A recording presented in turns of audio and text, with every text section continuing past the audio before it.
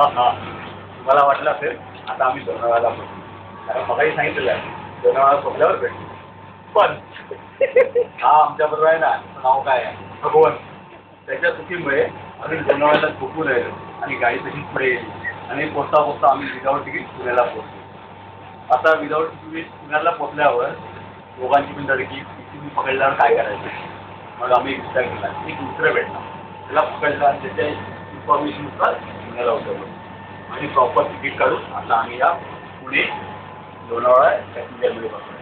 ही गाडी आता 4:25ला सुटणार आहे. 4:25ला सुटल्यावर आम्ही कदाचित 5 वाजेपर्यंत आम्ही तिथपर्यंत पोहोचू. त्याच्यानंतर आपला मळवलीचा सफर चालू करू. त्यासाठी लोणावळ्याला उतरणार होतो, पण आपल्याला लोणावळा बघायला भेटणार नाही. याचा आपण नक्की बघू लोणावळा कसा असेल. ओके, आता कॅमेरा ऑफ.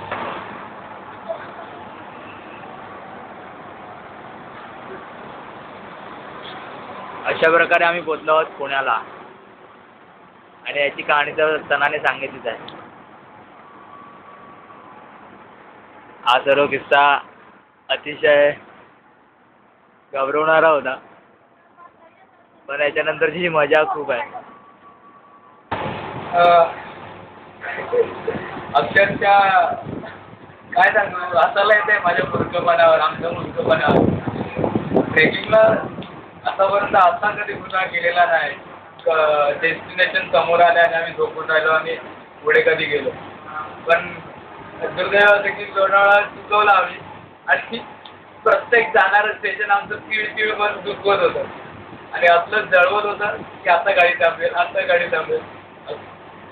अक्षरशः आम्हाला इतकं हैराण झालेलो काय सांगू. एवढा गारवा बाहेर होता, थंडी आम्हाला वाजत होती, पण ती थंडी कुठे सगळीकडे गायबच झाली आणि त्या झोपेमुळे आमचं सगळं हे रामायण घडलं. तिथं झोप कुठेच्या कुठे गेली. सर्वात महत्त्वाची गोष्ट ते म्हणजे पुणे स्टेशनवरनं बाहेर पडलं. पुणे स्टेशनवरनं बाहेर पडून परत दुसरी तिकीट काढली. त्यामध्ये मिळालेलं ती एक व्यक्ती जी देवासारखी आहे रे बाबा, देवासारखी आहे ती. काय व्यक्ती होती. अक्षरशः दरवाजावर उभं राहून पुनर्जन्म येईपर्यंत कान ठेवलं. पण काय शेवटी त्याच व्यक्तीने आम्हाला वाचवलं. जबरदस्त मजा आली, मेमोरेबल. तर हा मेमोरेबल प्रवास आता आम्ही पुढे आता चालू करतो आणि 4:25ला ही गाडी इथून यार्डमधून ती लोणावळ्यासाठी जाणार. तिथं आपण उतरून मळवली स्टेशन. आपण परत भेटू मळवली स्टेशनवर.